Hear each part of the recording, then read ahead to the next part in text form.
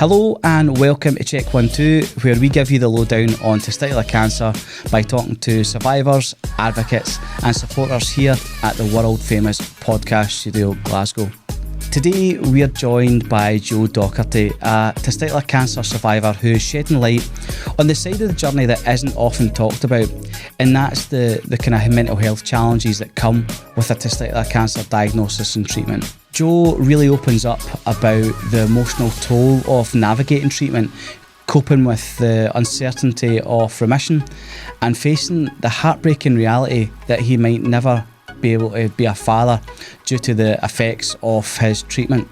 In this deeply and powerful conversation, Joe really shares how he manages those psychological impacts of his diagnosis and the tools and the people that have supported him along the way. And that's why it's so important to talk about the mental health aspects of testicular cancer alongside the physical ones. His story is really raw, honest, and it's an important reminder of the resilience it takes to rebuild your life after having testicular cancer. So get ready for a really heartfelt and eye-opening conversation with Joe. So let's dive right in.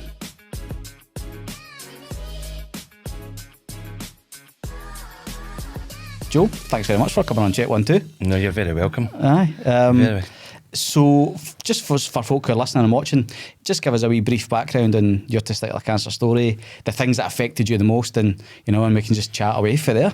My biggest problem was probably trying to come to terms that I'd actually had it, because growing up, you hear the word cancer.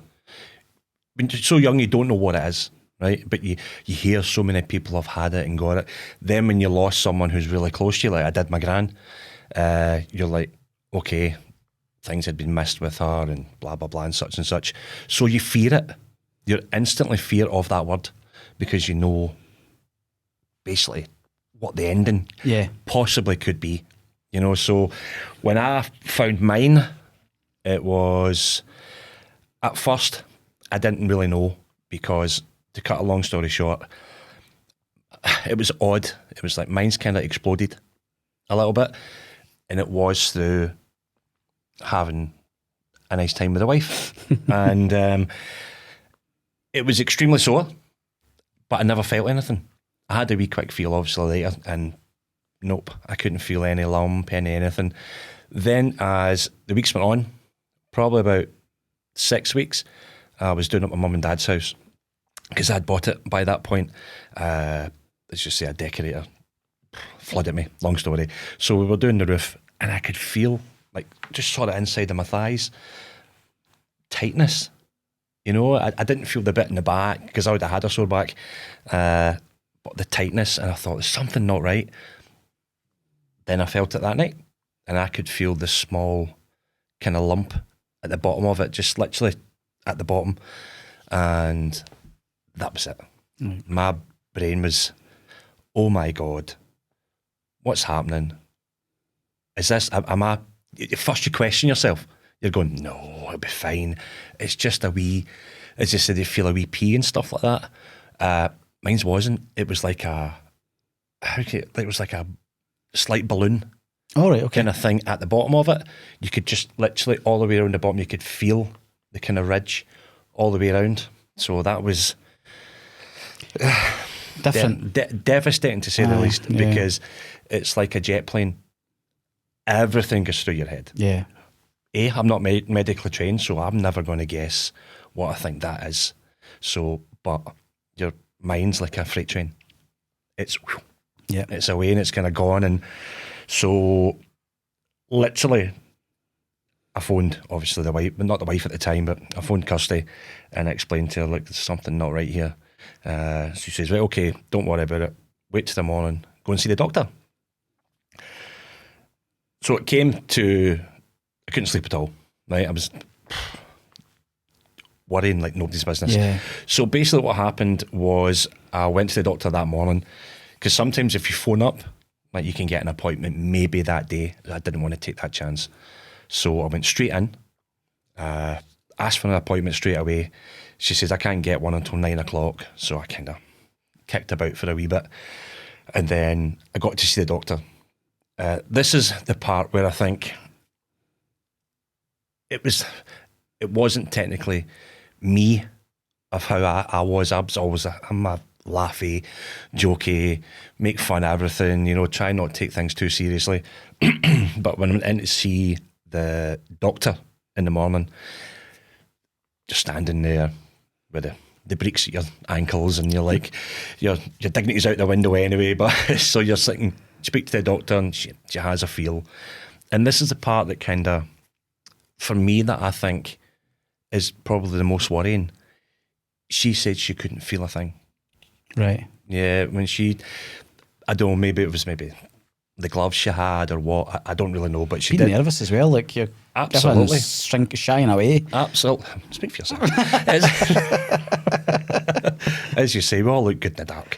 But it's, it was when she got up and went back to the seat. And this is when I've never ever said this to any doctor in my life. And like you said earlier, sometimes you do kind of drop the F-bomb. And I did say it to the doctor, and I think I was more, emotion took over me there. And it was like, I tell you exactly how I said it. I says, where the fuck do you think you're going? I'm not leaving here until you can feel what I can feel. And she came back, and to be fair, just with her mannerisms and stuff like that, she's a very good doctor. I've known her quite a long time. And I think she just said, well, maybe, I think she said it to appease me a little bit. Right. So she thought, well, if this guy can feel something, then we'll try and get him on the cancer path. So that's that 2 weeks thing, you need to get seen and stuff like that. But for me, that was frightening, because if I'd have just taken that as was and went away, what could have been? Yeah. And it's not, the NHS is a wonderful, wonderful, wonderful place, but it does struggle at times. It's not always the greatest kind of waiting times and stuff to get on. But I think that day for me, I think that's when it started to hit home. There's something not right here. There's definitely something that I've never spoke to a doctor like that in my life. But as I say, raw emotion just literally kicked in and thought, I can't leave this like that. Yeah. I can't just walk out and go, she can't feel it, but I can. That's what I heard later is everybody knows their own body. You will either well know or you won't know, or you'll think, well, maybe, or I've heard so many people say that it could have been a cyst. It could have been like one of the veins that you get, because sometimes you get prominent veins and stuff. Yeah, like varicose veins and things like that as well. Yeah. Which I found out I had later. Right. So at points you're trying to, right, okay, rationalise it a little bit. The odds on it being, it may be a wee bit better in your feet. Not being, sorry, is a wee bit better in your favour. Yeah. So you're right, okay, calm down a little bit. But that's when I probably first had any inclination of what mental health was. Right. Because then, technically, when you go away, then you sit yourself. It's like a massive cog turning with a little one going 100 miles an hour, and you're like, that's when for me it started to go mental health stuff, downhill. Right. Massively downhill. To a point, you're thinking all sorts. I actually got to a certain stage where I actually had to phone an ambulance. Really? Because I was on the phone I was DJing at the time. I came home, I just couldn't deal with people. I wasn't in the right frame of mind. But you got to go to work. You got to earn money, so it's like you went and did it and you come back. It's probably about 1, 2 in the morning. I was speaking to Kirsty. I was still doing my mum and dad's house up.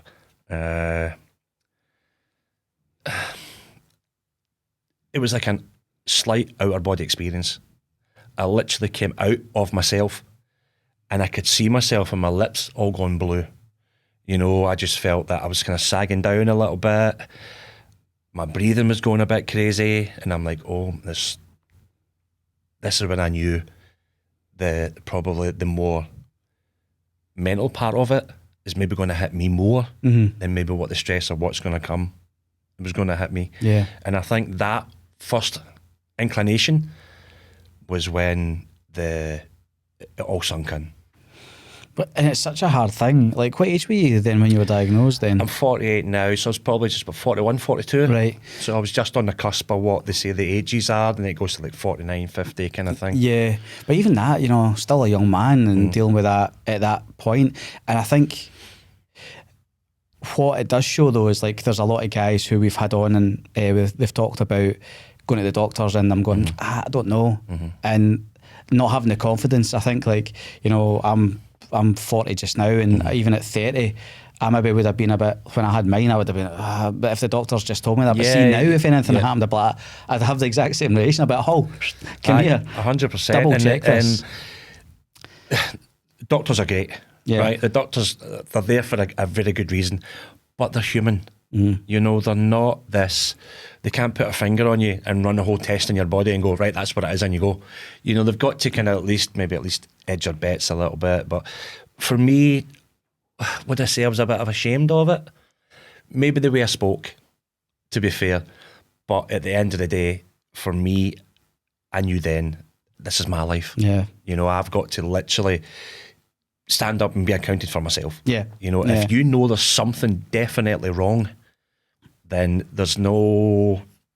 People say get a second opinion. And I know some people would go, no, I don't want to get a second opinion. Because you feel as if you're going against what that doctor's had 5, 6 years of uni and had so many patients over the years and years and years. You're like to yourself, you like to think they know what they're doing in a certain aspect of things. But I think with that moment, it was the first time for me, like you say, you would go, right, okay, the doctor says it's fine, I'm okay. I just knew somewhere in my head, as if someone else had spoke it rather than me. It's crazy. Yeah. Absolutely crazy, but I'm so glad I did. Yeah. Literally. And it's like you said as well, it's like the NHS is great. I worked for the NHS for nearly 20 years. Yeah, I saw that. I loved the work that I'd done. The GPs are great. I think we had Dr. Mike, who is he's TikTok famous in terms of but he's a GP in Australia. He was on. Oh, yeah, I saw that one actually. Yeah. I actually watched that one. And the way that he talks about it, he's like doctors are still human. And I think, I think that's the problem that they could face is that how many times, we know our bodies. 100%. But I see, especially if you're a female doctor in Scotland, the likelihood of a guy going, yeah, I'll take the female doctor to feel my balls is pretty low. So it's even though they can do all the theoretical training, it might not be the same as feeling testicles on a daily basis. So that's how things like that can get missed. But to have that confidence to go, no, I'm sorry. Wait, yeah. you need to do something here. And I think I had the same type of worry in a different ways. Like my GP felt it and went, I don't know. So you're going, oh, right. So I thought I was going to go into my GP and he'd go, Paul, it's just a cyst. And that's what I was hoping for. That's what you're kicking in. Yeah. Because you're obviously, the way I think sometimes, if it's not what you think it is, anything above that's a bonus. Yeah. You're like, right, okay. Then I said it a wee bit earlier, like the odds, you're like, right, okay. And I did the most stupidest thing in the world. I Googled it. Yeah. Aye. And I think that's where everything went, because you've now got 6 different things. And you're like, what do I have? Where's it going to go? What's happening here? And literally, it just, it's hard to explain. Don't have a Google. Yeah. That is the only way to explain that. Don't Google at all. Go to the doctor, see the doctor. If you take advice, don't take the advice. If you feel something different, then just literally just go, I'm sorry, but I can feel that, Can I get more tests and whatnot? And that's basically where it takes us up to, obviously, my experience of I had to go to hospital that night. Yep. I had to get an ambulance to come and get me, which they took me to Monklands, and I literally was just, I would say, spiralling out of control. In my own head, I thought, I still hadn't had the CT scan yet. I still hadn't had, the ultrasound. I hadn't had that yet. I was still waiting for the letter to come in. And for me, I think that was it. I was on the cliff and I was ready just to fall off, you know. And when I went in, I spoke to the doctors and the nurses and stuff like that.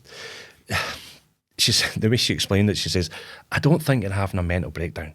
She goes, what I think you are is you're awfully worried. And I think, yeah, I think you're totally right. So going into the hospital that night and literally speaking to someone, I think done me the world of good. Because I came home. They couldn't keep me in. There was nothing that physically, you know, they didn't know yet. So when I came back, I felt a little bit at ease, you know, because I'd spoke to someone, and it's like, for me, the worst part of everything that I had is the time you wait. You know, I understand things have got to go through a process, but mentally, that's a struggle. Yeah. That's a real big, well, it was for me anyway, it was the hardest part I had to do. And I think it's the thing that we don't talk about enough. Like, and I think over the last few episodes, I've really zoned in on the mental health aspect of testicular cancer diagnosis, because we can talk about, you know, the orchidectomy, you can talk about, you know, if you get radio or chemo and the physical effects that it can have, but actually the mental health side of it it's scary, you know. And I was much like you. I made the mistake. I stayed off Google as much as I could, and I told my wife, I went, I'm not going to Google anything. The night before my orchidectomy, I Googled what it was, and I shat myself. I basically ended up having a panic attack. I was curled up in the ball in the bed, and she went, why did you look? I went, I don't know. I think for me, the reason why I Googled, I wanted, it's crazy, I wanted Google to tell me, it's cool. Yeah. You're going to be all right. Because for me at the time, 6 years ago, there wasn't, well, there might have been yourselves, but I didn't know of that, because I'd never been on a path with anyone who had that before or had seen it. So I was literally basically, I felt as if I was walking about in the dark on my own, you know, and that's kind of worrying in itself, because you don't know which way to turn. You're wanting someone to tell you it's going to be okay, you're going to be all right. This is like, I didn't know until I'd met Jeff in the Beatson. Yeah. There was time, because when I went to the Monklands and got morchidectomy, it was my wife will laugh at this when she hears it. When I went and got my ultrasound, because go back to being in the hospital, I came out, so I phoned, which a lot of people didn't know you can do. You can phone up to get a cancellation, because I knew then I've got to maybe try and push this on myself. So I got a cancellation for the ultrasound. She says, yeah, we can put you on it. We could give you a phone tomorrow, or hopefully get in a couple of days earlier. But you could go anywhere. You know, it's like, so I went, I'm happy with that. I'll go anywhere. I don't mind. So when the phone message, you can go to Hare Myers. I said, that's no problem. It goes tomorrow morning, 9 o'clock. So I went straight up into Hare Myers Hospital at 9 in the morning. That was probably the first time that I knew I had it without anybody telling me I had it. I don't know if some of the other blokes have had this before, maybe like if you've had it. When they do the ultrasound and they scan you, they obviously do the good testicle first, and it felt normal, it felt fine. But when she went over to the other side, it's crazy. Every time they did that click, I would felt like a cold shock. Yep. Did you feel the same? Yeah. It was like a cold shock I felt, and every time she clicked, and I was like, yeah, that's where it is. It's funny, because it wasn't until you started telling that I was like, I forgot about that feeling, that sensation. Yeah, I completely forgot about that. And it's It'll never leave me. It'll never leave me. Yeah, and it's something I'll have to ask the other guys, you know, they were still in contact with, because that was such a pivotal moment, because my ultrasound was filled with calamity anyway. Like, just moan, like, because I like dropped my trousers when I shouldn't have. But we've all been there. Maybe not in the hospital. Well, she was off a good spot about it, but but it was that little cold shock thing. Yeah, I remember that. So obviously you felt that, you know, and then Did they give you an indication, or were you straight back to your consultant that day? I asked the woman, I says, so what's your thoughts? And they can't tell you. You know, it's got to go to a doctor or a consultant. Someone's got to look it over and go, yea or nay. Yeah. So she went, there's something there. What it is, I don't know. And she says, I'm going to have to pass it back to the doctors and they'll be in touch. I says, right, okay. I came out of Hare Myers. It took about 15 minutes all in, getting out and get stuff done. So I said to Kirsty at the time, I said, well, why don't we go and get something to eat?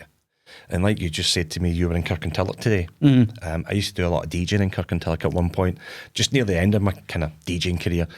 A few of my friends had some bars, so we thought, why don't we head over there? We'll go and get something to eat over there, or go to McDonald's or something. So we went to McDonald's, and I can remember vividly, there was 3 of us there, myself, Kirsty and my friend. We just sat down, and my phone was red hot. Right. Going off the hook. And I'm one of these people, if it's a number I don't know, it'd be fine. But on that day, I had to pick it up. Then obviously it was the Hare Myers saying, look, you need to go and see your doctor. You need to go and see them straight away and blah, blah, blah, and all that stuff that we've all had. Yeah. And then my doctor was the exact same. She literally phoned me seconds after I put the phone down. And she's like, could you come and see me? I says, this was a Friday. I said, on Monday, you want me to come in Monday or whatnot? She says, no, can you come now? I was like, eh? Then it was the word that you dread. Or sorry, the wee sentence that you dread. And can you bring someone with you? Yeah. And I was like, oh, my heart just sank. I was like, oh my Lord. So we went in and she sat me down and she says, yeah, they found something and they think it's cancerous and blah, blah, blah. You have to go here and do this. And me being once again not waiting. I don't know why. It was in me. I thought I think I need to push this on because I knew the only thing I did know about it was catch it early. Yeah. The earlier you get it, technically, the better. You know, as we all know, for every cancer that's out there. But we went from there literally to the Monklands. Right away. Right. And I don't know why. It's because she says, yeah, go to Ward 3 on Monday and see such and such a doctor. I went on a Friday afternoon. Straight out yeah, I'm like, no, so my wife my wife now, drove me straight over. And I think it was Dr. Reed? I'm pretty sure it was. So she came and seen me. She goes, I'll come and see the actual guy that does it. And I'll never forget his name, is Dr. McCool. Oh. It was Dr. McCool guy. So he says, yes, I'll have a look. And this is where my wife will be actually really his first name wasn't Hamish, was it? No, he was an Indian fellow. Oh, was he? Right, because I knew a Hamish McCool. So. no, it was Dr. McCool, because he was the one that was going to do the orchidectomy. Ah, right, okay. Right, so he took me into, which I can only explain, you maybe remember back in the day on BBC, when you come home from school, it was a broom cupboard. Yes. Right, it's Philip Schofield. It was like the broom cupboard. It had toilet paper, it had blue roll, it had gowns, it had masks, and it had me with my trousers on my ankle. with a doctor feeling my right testicle to see if there was a lump on it. He's like, and he said to me, he just stood up and he looked at me, oh yes, that'll need to come out. Yeah. And I was like, how's that going to happen? Mm-hmm. So, because some people do think they go into your scrotum itself. Yeah, that's what I did. The exact same. Yeah. And I'm going, as a guy, you know, it shrinks, it stretches, it does that. Is that going to lose all that? How's that going to happen? And then he quickly explained to me, he said, no, it's like a kind of hernia operation that you get through the whole top part. Yeah. And they take it out, it's an orchidectomy. And I was like, to Kirsty, what's an orchidectomy? And she's like, I don't know, I've no idea. So I had to ask him, he says, the reason why they call it is because it looks like an orchid. Yeah. And I was like, right, okay. And it's not a bunch of flowers you want to get. No, definitely not. Well, that's one of the ones I've had worse flowers. But no, it's that for me was the path of, literally trying to get things started. Mm-hmm. You know, there was good days and bad days. You know, that was probably in the middle kind of day. You know, but literally the worst was still to come. Yeah. After it got done, because once we had established that, he says, right, okay, we'll get you in on Monday, probably Operation Tuesday. So we'll get you in, get the stuff all sorted, and then get you back on the Monday to go in and get it. And it's at that point, for me, I think, where my real kind of trouble started. I don't have kids, you know, and this is probably the part that will get me.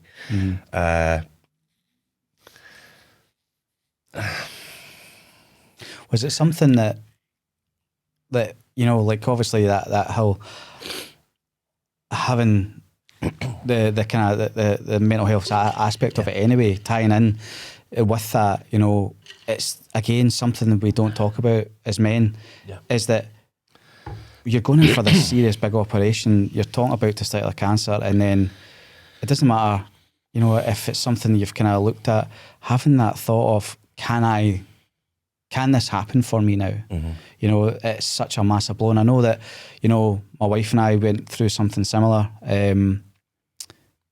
We were really fortunate in the end that, you know, like having to do we didn't have to go down the IVF route. I know it's really emotive, but you know, what was your overall feeling then going into that experience? You know, I was never going to be a father. Yeah. And for everybody that knows me, and I mean every single person, I am the biggest child man you'll ever meet in your life. I love kids. I love the innocence of kids.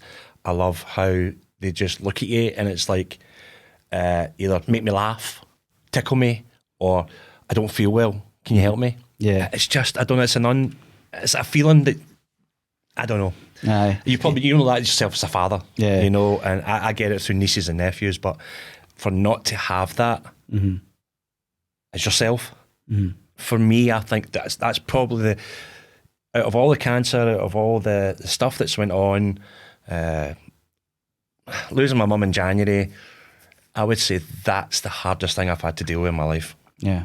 You know, and it's like, yeah, I get a lot of love, I get a lot of care from my nieces and nephews, but they're not mine. Yeah. You know, at the end of the day, I can't bring them up, nurture them in the world, let them see parts of the world that can kind of... It's like we go to Disney quite regularly. It's where myself and Kirsty got engaged. I'm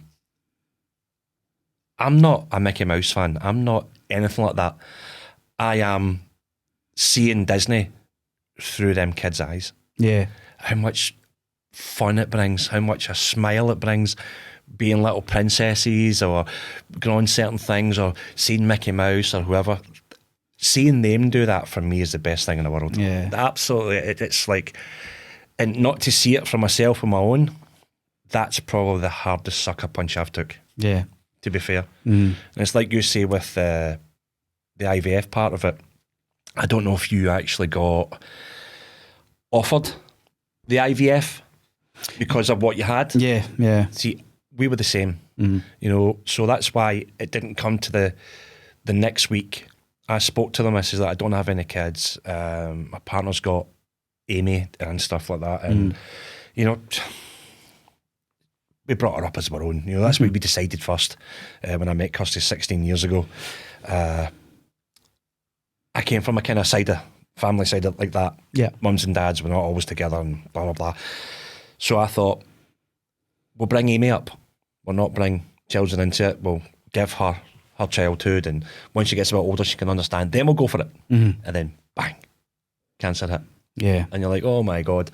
So we went to the Dr. Reed after that, and she says, right, okay, get in touch with this woman, which is also is the sperm bank. You know, it's they had it over in a different part of the Monklands, but to cut a long story short, to do the IVF, it has to be transferred, and but then they thought, you got to pay for that. I was like, what?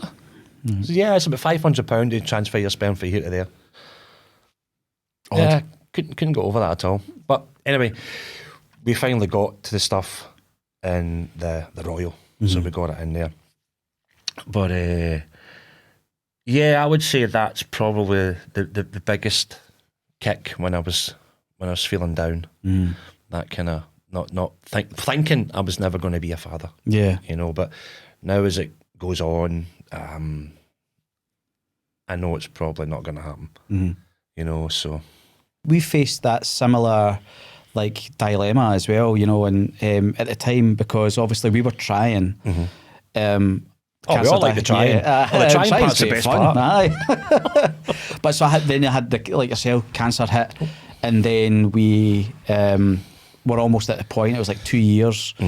But I think what people won't understand is that it's not just a bereavement for us as like the guy, especially for my wife, at the time she was like, she felt it was a bereavement for her. It's like we won't get to do that together as such. That's massive for Kirsty and I, kind of thing. She was happy. She's like, I technically, if I was to say hand on my heart, I don't need another kid. To be fair, if she was on her own, she would be happy with Amy. But because it was us, we were married, and she thought, she didn't think, she knew, she's like, I'd want to give you what I've received from Amy, and for us to have something together, being married and have a baby together, she was all for that, literally all for that. Yeah. But as I said, it's the taking part that's a good one. Going half-seas is always good. As long as the other half is there, it doesn't technically count if one of the half isn't there. But that was, I would say for me, that was a struggle. Yeah, it still is today. Yeah, I'm not going to lie about that. Today, it literally is, and actually to a point, I actually changed everything I did. Yeah. I now work with kids constantly. Yeah. I do like my gaming van stuff and all that, and I do like kids parties with video games and all that kind of stuff, and see them being happy, it's not a job to me. It's literally not a job. So when I go home and I tell Kirsty about this kid did this and this young boy did this or did that, and the nickname they now give me, my name's Joe, right? And this, I've got it on the back of the bus, I've got it on my t-shirts, and you know what? I love it because they love it. They call me Joe Mama. Joe Mama, I love it. Yes, Joe Mama so dumb, Joe Mama so stupid, I get it all. I get it constantly, and you know what? I absolutely love it. Because as soon as they see that name on the back, you hear them all shouting it, Joe Mama, Joe Mama. I've had parents phone me up saying, my kid is in the playground saying he had the real Joe Mama at his birthday party. And do you know what? For me, that's the best feeling ever. Yeah. Literally is. Aye. And I think that's probably where that stems from as well. Like that you have that, we can talk about like being men and all the masculinity around it, but actually see, like me, I'm much the same as yourself. It's like I really wanted to be a dad, and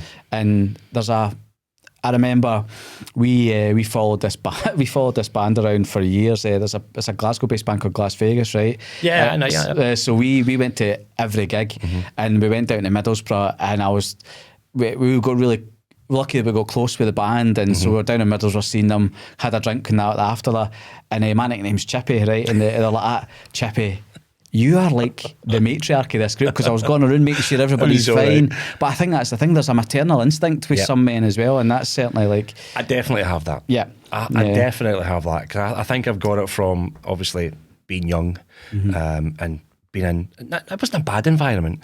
I just knew it wasn't a family environment. You're with your mum one time, with your dad the next. Yeah. And, do you know what? That's life. Yeah. That's what happens, and nothing's perfect in life. But I think as you get older, you just go, I want that to be totally different. You want to find the person you're going to be with and blah, blah, blah. But as you say, it is what it is. Shit happens and shit gets in the way. And as you said, I keep hitting this microphone constantly, honestly. It's like trying to bring in planes. I talk with my hands quite regularly. That's why I sit with my hands in my pockets. I'm the same. But it's to go back to just as I'd got the orchidectomy, I was given the option. No, I wasn't given the option. Sorry, I asked about the option about having an implant. Yeah. And the Dr. McCool kind of said to me, he says, yeah, you can go down that road if you want. He said, but from his experience, it could get infected. You know, and if it gets infected, then they have to do that operation all over again. Yeah. Just to take it out. And for me, it was like, nah, you're all right. I don't know what's coming, but nah, I'll pass. When I'd got it, he actually came and told it. Well, he told Kirsty before, because I was out. But apparently I wasn't. Apparently I woke up on the operating theatre. Crikey. And they had to give me more to put me under. So I was in recovery for probably about another 4 hours more than what I had to be. Because stupidity here, woke up and went, what are you doing? Aye. Apparently I just lay back down again. And I asked him, looked at me and says, what are you doing? Huh? He's awake. And I just back down. And I do not remember a single part of it. Thank God for that. Do not remember any of it. Yeah. But it's then it comes to literally, it's funny, right? I'm one of these people. Funny's funny, right? I don't care what it is. Yeah. I'm not making a funny of anyone. I'm not that guy. But when I had the orchidectomy, I was in recovery. That whole day, I was out cold. You know, so I was away. Then it comes to the next morning, you're sitting thinking to yourself, right, I possibly could get out here. Mm-hmm. And it was a Sunday morning, right? It could have been a Tuesday to me, right? I had literally no idea. And I was sitting there, I just had some breakfast. Knew I was in pain. I'm like, right, that's really sore. I might need to get some more painkillers. Then the door went. So I've looked down at the door. I'm in my own wee room. And the door opened, and in comes the priest. I was like, "You're a bit early, you're not?" And he looked at me and he went, "Oh no, it's Sunday service. Want to know if you want to come down?" The priest has walked into my room, and I went, "Oh my!" Getting the last rites already. I was like, "You're a bit early." He just looked at me and he started laughing, you know. But that was me trying to make the light-hearted part of it. Yeah. To think, right, okay, it's serious. You don't know what's coming next. You don't know if you're going to get chemo or blah blah blah. Yeah. And then the priest walks in that morning, and I couldn't believe, like, you're a bit early, you're not.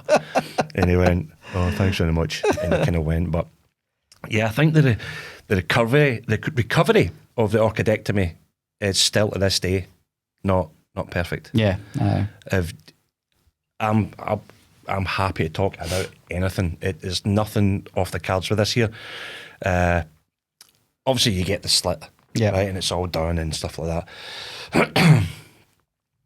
For me, it's never been the same, because, as you know, they cut the big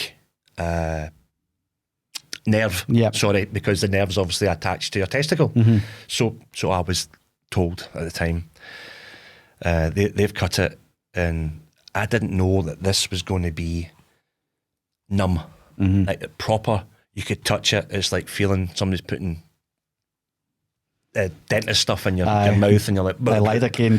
Yeah. And as the kind of weeks went on, because you know yourself, they don't let you out unless you do the toilet. Yeah. Right. Because they think, well, there's something not right there. Your waterworks are not working. Maybe they've done something different. So did the loo, all that kind of thing. Then literally, is it the numbness kind of didn't go away, but you were feeling more of how it was, you know, but even to touch it was still numb. So still to this day, I could tell you when I need a toilet before I need a toilet. Mm-hmm. It's like I'll have a burning sensation literally in there, and I'm like, right, I need to go to the loo. Kirsty's like, what? I'm like, I could, it's like, I don't know, it's like a homing pain. It just, you need to go to the toilet. But part of it as well, which I think freaked Kirsty out quite a bit, it's the same when you're ejaculating. It's like overwhelming, as if someone's just literally set fire to the side of your thing. I don't know, was that something that you... Yeah, I feel, for me, it's the same thing. It's almost like, especially at that point, it feels like somebody's running a hot thumb down my scar, and then you know. So I'm nearly 10 years, and I've still got numbness. I still get. There was a time recently I woke up in the middle of the night that I've got a pretty high pain threshold because I'm the clumsiest bugger about, right? So my pain threshold's here. Like I honestly, like I remember recently I was chopping peppers and I cut the top of my finger off, and I still don't know it. I finished dinner. I did faint in the end, but I finished cooking dinner. But this pain was so intense from my scar, and that was 8-9 years since, and it felt like somebody was just going at me with a knife. It's really bad. Yeah. For me, it was off-putting as well, and it was certainly off-putting to Kirsty, because Kirsty, I'm not going to say I'm nice looking. I think it's my hairstyle, but it's literally, she did not want to have a bit of fun with each other. Yeah. But she's seen how much pain it was putting me in, and she was like, I don't want to do that. I don't want to have you feeling like that, because I thought you would think for a woman looking at them, they'd be like, oh, am I hurting my husband or whatever? Yeah. You know, because I can totally understand that. But when I went back to see like Jeff and stuff, I think they told me within the first year to a year and a half how it feels then. Yeah. It's unfortunately what you'll be left with as you go on. Yeah. You know, I got told the same, yeah. And it's literally just kind of stuck with me with that, you know. Yeah. And it's your luck, because you can get some guys who get it and they wouldn't even know that they've had the surgery as such, yeah. It's yeah. I mean, you'll know yourself. It's not comfortable. No, definitely isn't comfortable. But to go back to, we digress as we go on, and there's always different branches to this tree. Yeah. To when I got the orchidectomy, I still had no idea. So you're waiting the 6 to 8 weeks before it comes back, and they tell you what you've got and what it is, and or maybe you're still hoping then it's still nothing, but you know within yourself you're kidding yourself on.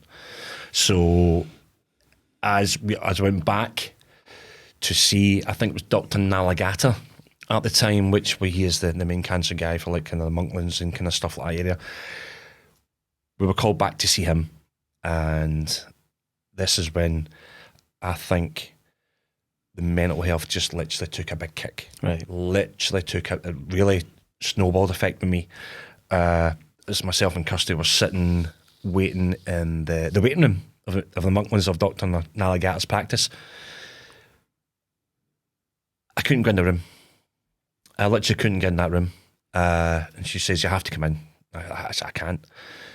Then the doctor that I'd seen was the Dr. Reed that I saw at the beginning, all the way back. When I went to the Monklands that day, I thought, I'm not going to sit. She came out. Then that was it. I just turned and I was shaking, I was away. And Kirsty, what's wrong with you? And I said, why do they need 2 doctors to tell me what's going on with me? What's happened? What? That was it. I was away. But as we got to the door, she went in, the Dr. Reed went in, Kirsty went in, and I just turned around. You have to come in. No. And she went, why? I said, if I go in that, I'll be in a different place. If they tell me it's whatever it is, or it's me then admitting my fate, you know, you're like, I can't go in there. Yeah. It was like, you want to run away as far as you could from any of that. But deep down, you know, you can't. Yeah. You're going to have to. But that's when it kind of hit me a little bit. But Dr. Nalagata was off that day. So it was only the other doctor to tell me what was going on. Yeah. And I'm like, it just shows you how highly strung I was. The slightest little change in anything for me was just devastating. Yeah. You know, it would literally it'd be like a whirlwind. It would just, I don't know if you've had it feels as if somebody's just walked through me. It was that on a daily basis, you know. And as we went in, when we'd spoke to her, and she says, yeah, it's cancer, it's blah, blah, blah. She said, we've done the scans, we can see like there's a big line here. We're going to have to send you to the place of which I never wanted to go, which is for me was the scariest place in the world, was the Beeson. For me, that was it. I says, has it spread? She says, we can see something, but we don't know. You know, we're going to have to send you there. I'm like, right, okay. So I came out of there worrying again. It's spread. Oh my God, what's going on now? What's going to happen? But thankfully it hadn't, you know. So I was like, okay. As we went to go and see Jeff. This is for me, I think, me personally, Jeff is the nicest. I think he's retired now, he has retired. Yeah. Honestly, what that guy did for me was phenomenal. But it's always a but with me, honestly, there is. As I went to go and see Jeff, he sat us down. He said, come on in. He's got my results and stuff. And at this stage, I had no idea whether it had spread. I had no idea what was going on. Was so highly strung. I didn't know shit, what's going on here. So we sat down and Jeff said, has anybody told you anything yet? And I went, no. And right, okay.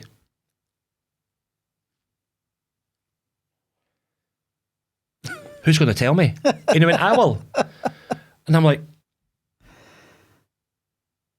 can you just fucking tell me? And he started writing my name and stuff like that in the forum. I'm going, you're going to need to, you need to tell me. Yeah. And when he told me, he says, yeah, it was, my mind's away now. It's pure seminoma, right? And I'm like, okay, has it spread? And he said, no.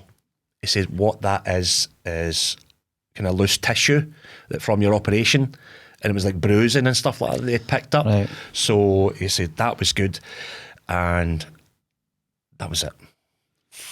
Yeah. Floodgates had opened, you know, and I was hysterical. I mean, literally, it was like someone had taken a lollipop from a 3-year-old. Aye. There was snot, there was everything. I was inconsolable, and I think he knew then I was always going to take the chemo. Yeah. Because for me to think it was all over me, it was away, it was gone. You know, we were in, it was probably, because actually it's 6 years on the 3rd of November, just there, is when I had my operation. You know, and it was coming up to like obviously Christmas, and you're walking about shops and stuff. It was like I'd stood outside myself, and I could see everybody all laughing and joking, full of the Christmas cheer, and as they should, you know, absolutely as they should. But for me, we were in River Island, and it was like it's all all buildings were coming in. I'm standing there looking at dresses. What am I looking at dresses for? And I literally pushed the rail out my way, but it knocked a couple over. And I think the people looked at me, Kirsty says, I kind of went a bit of a rant and went out of River Island. Because she goes, what's wrong with you? And I says, all these people are all laughing and joking, I'm not going to make Christmas and all that kind of stuff. And it's like, she's like, oh, I need to get you out of here. And that's when we went, you know. But getting to see Jeff, and Jeff knew, he says, yeah, I know you're going to take this. Because I know for your mind, you will literally need to take everything that's going. Yeah. To know that you're going to be in the best path. You know, so the whole mental side of it. This is why I'm probably maybe getting into a little bit more detail, because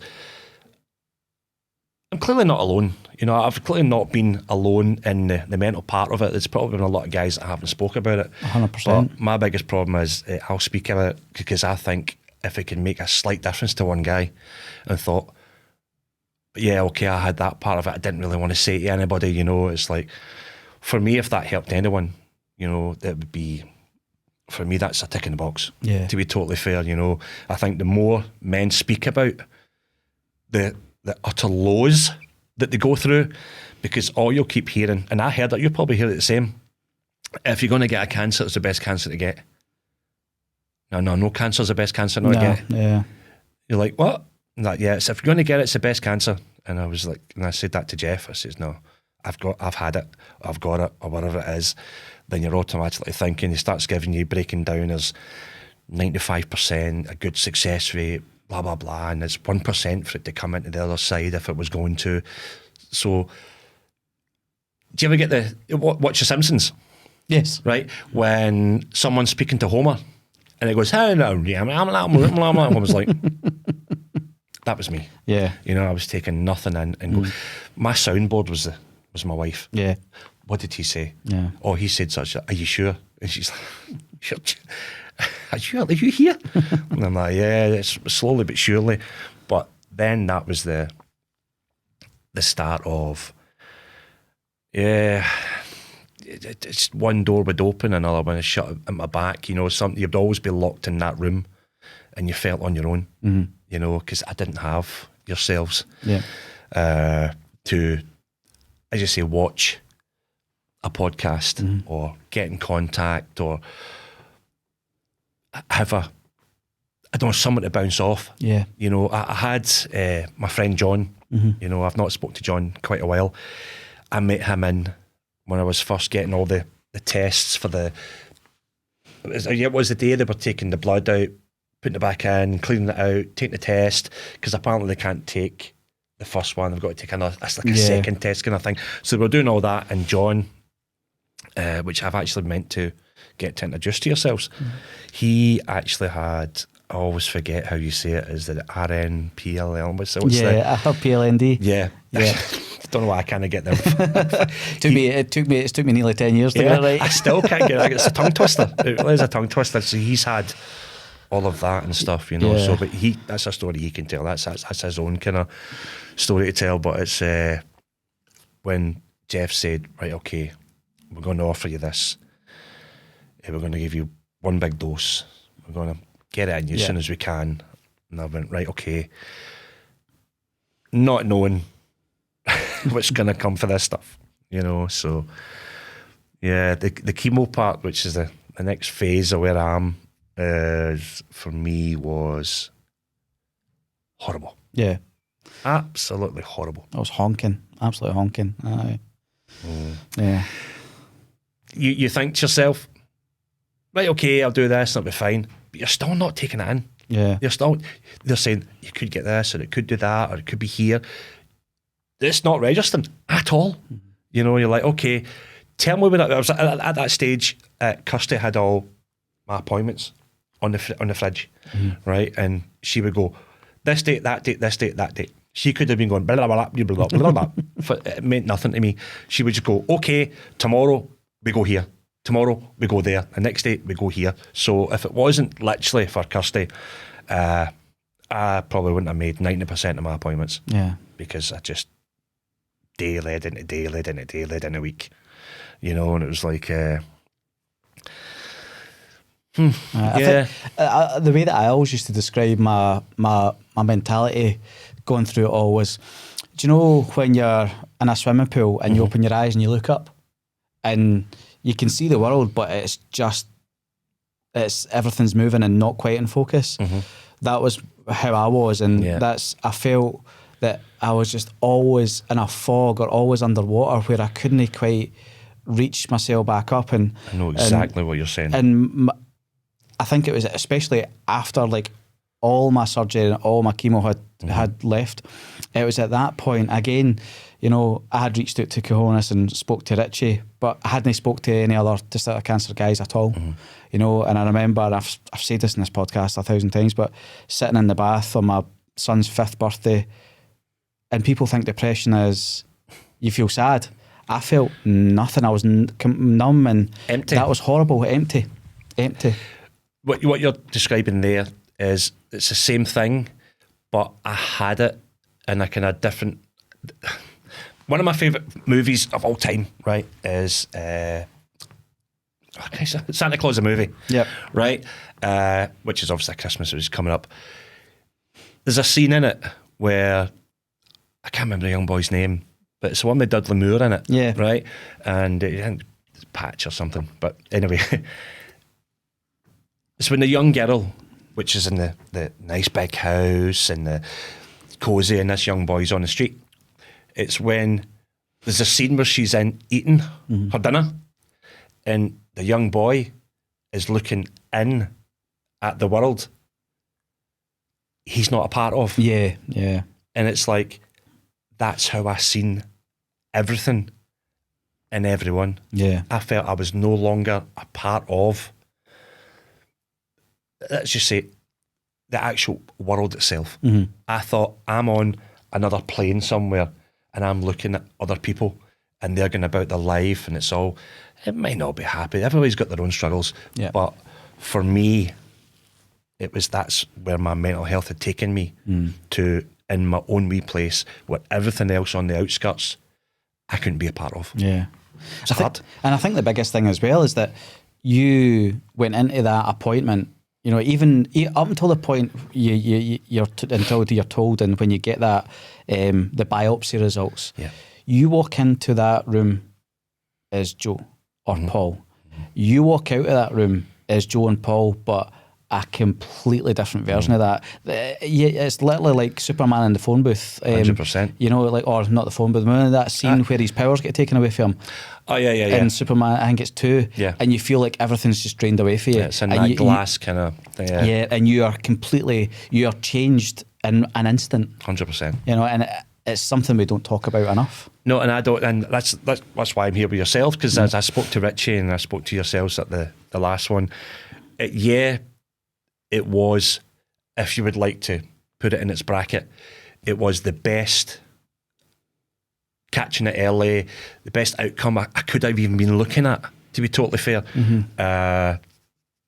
But it was the snowball effect with everything else that came. You know, once that I had, obviously, the chemotherapy, that floored me. Literally floored me. I couldn't hear someone even put a pen down on a table. It just would go through me. Right. It was unbelievable. I wasn't sick, though, thank God. I wasn't nausea and stuff like that. But it literally, every small, minute sound was, I don't know what it was. It was like someone had put a nitron bomb in my body. It just exploded. Well, it's just your anxiety levels turned up to 11. You know what I mean? Like, you're sitting there. Spinal tap, innit? Yeah, you're like, just sitting like, every wee thing's going to go, and I felt like that at times where I've been so on edge that, like, somebody like my wife walking into the room, I go, "Would you?" You know what I mean? Because I'm so focused in a way, and other things, and also within myself that you're not aware of that. It's nuts. It literally, it's unless you're going through it, it's quite hard to describe to someone. You know, and it's like, and I hope I've always said this. I hope no one actually ever has to go down the road I went down. You know, I didn't go down it wanting to. Yeah. But I mean, my body, my emotions, my brain took me there, whether I liked it or not. I felt I was on a journey, but I wasn't in control. Yeah. Literally wasn't in control. And the signs I was getting back from the Beatson and Jeff and stuff like that, it was great signs. But unless they could have rewound it, and it never had been, I just couldn't get off that runaway train. It was just, I'm strapped in and here I go. So it got to a stage with, after all that, that's when Jeff and Nicola, Nicola was his... CNS. Yes. Yeah. She left to go and do a different cancer. A different role, yeah. Yeah, because I think she thought she had something herself. Right. Yeah, and so that's probably one of the last patients that she actually saw, you know, so, because it gets to that stage when you see Jeff, you do your stuff with Jeff, then it goes to the stuff and you go through that way, as you know. But it's, that's when they assigned me a clinical psychologist. Right. I didn't have to. I took, because I knew I wanted to get better. You know, I there's a lot, I think, was inside of me that I think had to come out, you know. So they said, okay, we're going to send you to see Claire. And I would see Claire, I think it was like once a week to start with, and I went to once every 2 weeks. I don't know about yourself, I'm one of them people, if someone says, I'm going to go and get you to go and speak to someone, they don't know me. I only know me. How can they tell me what I'm going through? They're not going through it. Yeah. They don't know. So getting with that attitude, for me, you could sit and say, yeah, technically it's maybe not the right attitude to begin with. But for me, I thought it was the right one because as I sat down and spoke to Claire, the more we got out through our sessions, she never once said to me, I think you should do this. I think you've got that. I think you're doing this. She let me get it out, you know, and she was just trying to give me slight coping mechanisms, like, you're the driver on the bus. You know, you're the person that's actually driving where you go. If you don't want to go there, don't go. Yeah. You know, if you feel it's a kind of fear factor going down that road, take another road. Just slight wee things to literally nudge you in a direction. And I tell as many people as I can that ever ask me, it's the best thing I did. By a country mile. Out of all of it, I would say that was probably the best thing I ever did. I took the help and it started to bring me round. Slowly, but slowly, I was beginning to feel maybe not human at that time, but I started to feel there's an out here. I'm not stuck in this broom cupboard. Yeah. You know, there's no one else in it, it's just pitch black. You know, so for me, seeing Claire for a year and a half was the probably out of all of it, you can say the chemo, but the chemo was just horrible. There's no way about it. After having it, they say it'll take a couple of days. So I went, first day, I feel all right. Second day, I feel all right. I might go through this. I might be one of the lucky ones. Third day, oh, hello. as you know. So, yeah, seeing Claire was, it was a great help. Then the tiredness came. Yeah. They test you for your testosterone levels. I think that what I was told at the time literally was anywhere between, was it 25 and 30 is normal. It's perfectly fine. I think when they first took it out, I think I was about there. Then as time went on, I started to feel more tired. Literally, I was at a family party. I think it was one of my nephews, and they were noisy, right? No way anybody could sleep in something like this. I put my hand, and I was out cold. Yeah, I would go from our house to Kirsty's mum's, which is not even 4 minutes away. I'd be sleeping in the car. Right. Literally, I knew, right, there's something not right here. So I went back to going to my, I think at that time it was like every, was it 2 weekly? It goes weekly, 2 weekly, monthly, and 6 monthly, and then yearly. Yeah. If I remember correctly. I kept saying to Nicola and stuff, I'm so tired. I'm awfully tired. My sleep pattern's all gone, and I did the stuff that they say that don't drink, after 6, 7 o'clock, have decaffeinated tea, of which I hated, of which I now love. For whatever reason, I've no idea, but I think it's because of that. Maybe get you to sleep. No, nothing. I could literally be in my bed for 8 hours, be up for an hour, I want to go to my bed. Yeah. Exhaustion, pure unadulterated exhaustion. I still get some of it. It's probably maybe for like an hour a day, but it's a lot better. Did you ever get the opposite way? Like I had that and still have that, but there's sometimes last night, for example, right? I went to my bed at a reasonable time, went to sleep and woke up. I mean, it was 12:30 at night, and I was like, you are wide awake, boy. and I always take the advice of, I'm going to get out of my bed and go down and reset. Like, did you ever get that as well? Like that kind of pingy awake thing? No. Well, I kind of do get it now, but it's to go back to the levels. Yeah. I always can never say testosterone. I always say testosterone. Taste it because it's if I stutter. Yeah, it's if I stutter at the beginning. I don't know why. It's always been the same.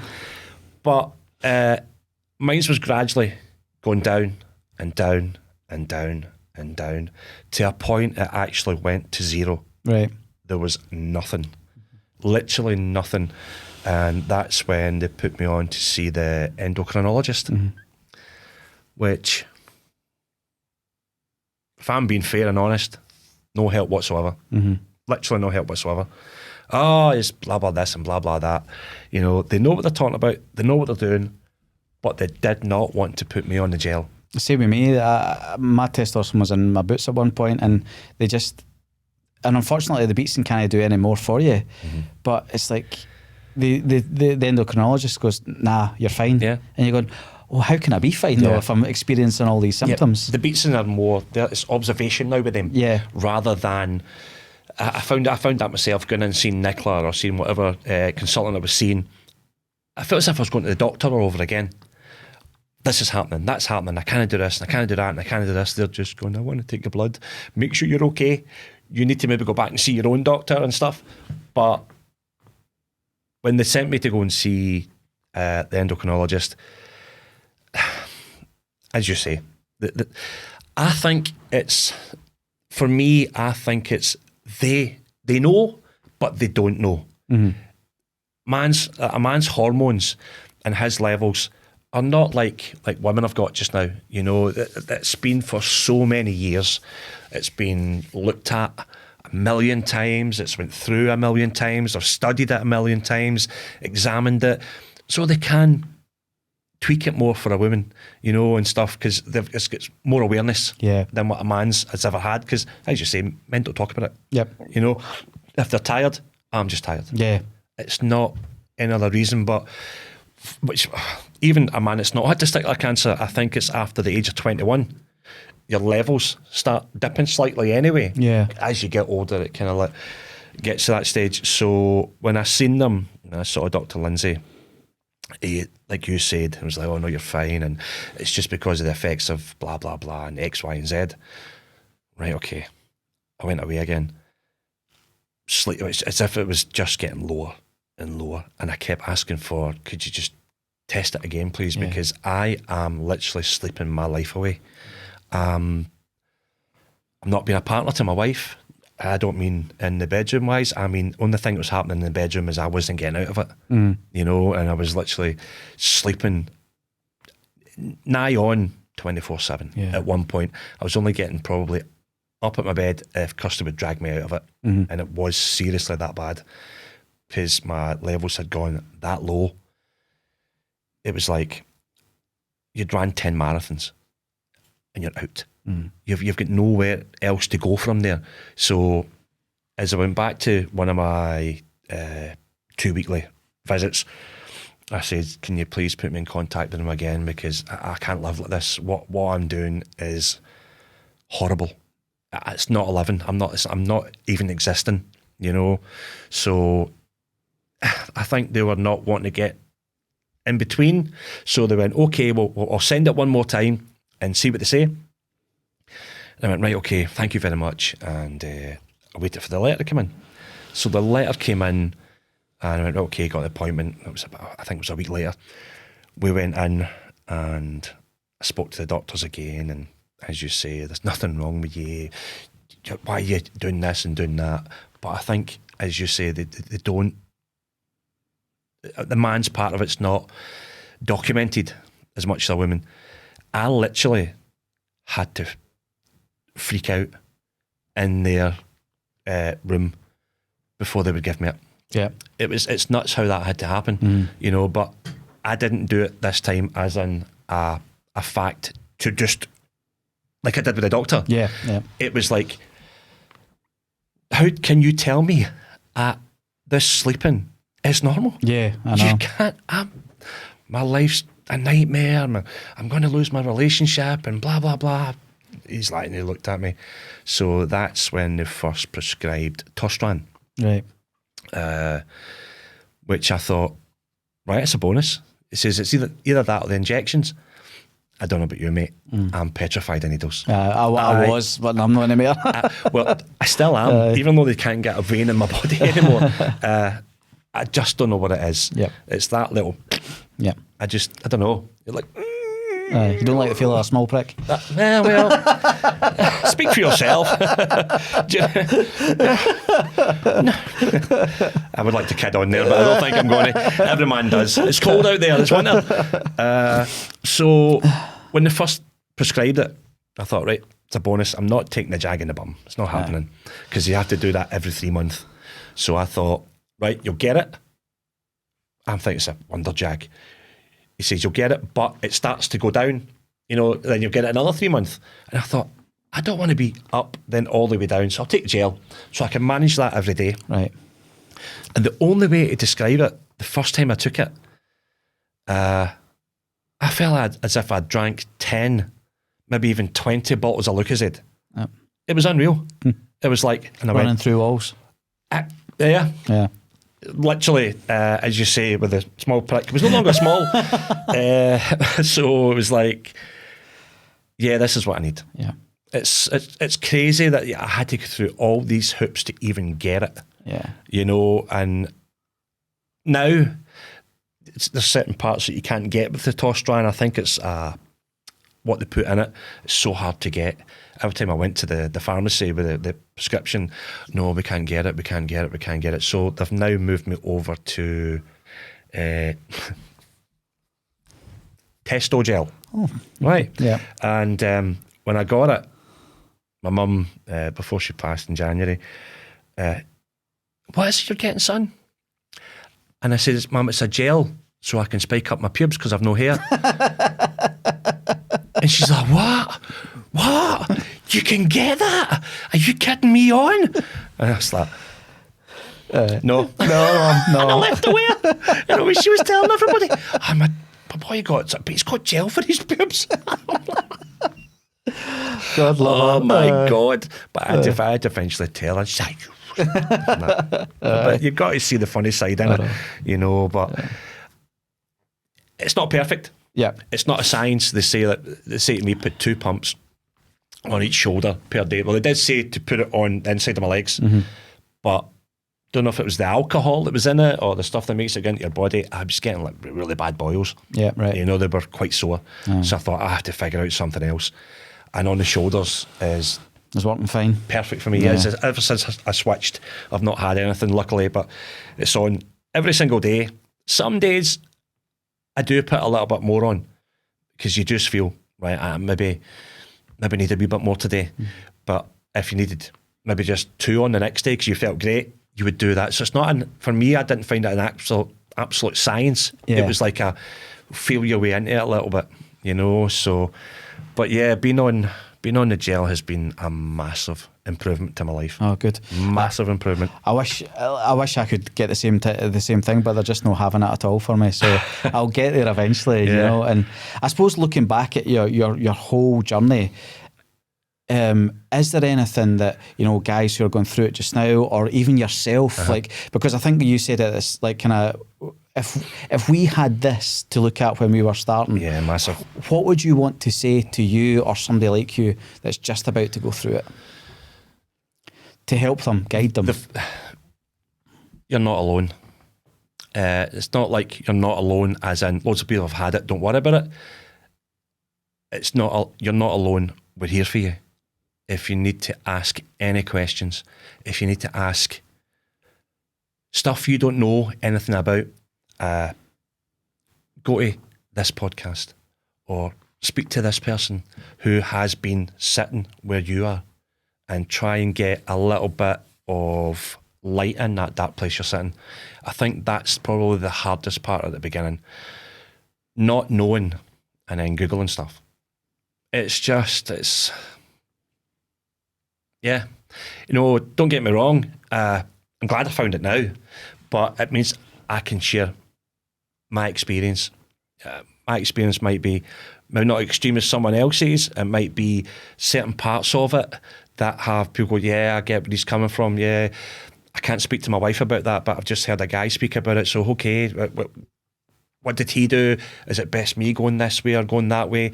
Which you'll only know for yourself. Because as you say, the fundamental part is your own body. You know how you feel inside, whether it's exhausted, whether it's scared, whether it's where do we go for here? There was no one there to guide me through that. As I say, I found a couple of groups that were on Facebook and stuff. Yeah, you could ask so many questions, but I felt as if I was bombarding. And and your things were going all the way down and people wouldn't answer. It's like it wasn't a physical person you could pick the phone up and speak to. The only person that I out with Jeff and the doctors that I had spoke to, probably the first person was John Hartson. You know, John Hartson gave me a phone, which was through a mutual friend. He worked at an airport and he spoke to him for years because he travels up and down. And he says, look, my friend's not doing too well and this is what he's had and I know what you've been through. And he phoned me. You know, I had a good wee 10, 15 minute conversation with him about, it was probably the only first real window of, I'm not alone here. Yep. You know, but I knew about John, I knew about Alan Stubbs, which we saw at the last ball. Yep. I knew about them, but it's like, they're footballers. I'm just Joe, you know, going through life trying to, but just because they were footballers didn't mean I didn't go through, or they didn't go through what we did. You know, we all do it our own way. It's a collective now, and that's what I like about it. You know, it's like you can soundboard off of people. People go, well, I actually met a gentleman at one of the hires I was doing just last weekend, and he's just been diagnosed and 6 months ago and just had the orchidectomy and stuff like that. So I've been kind of speaking to him and stuff like that, and I've been texting his wife, because it was his wife's number. And I've put obviously the Cahonas and the podcasts, I've sent all the links and stuff like that over to him and said, any time you need to talk, this is my number, just phone me anytime.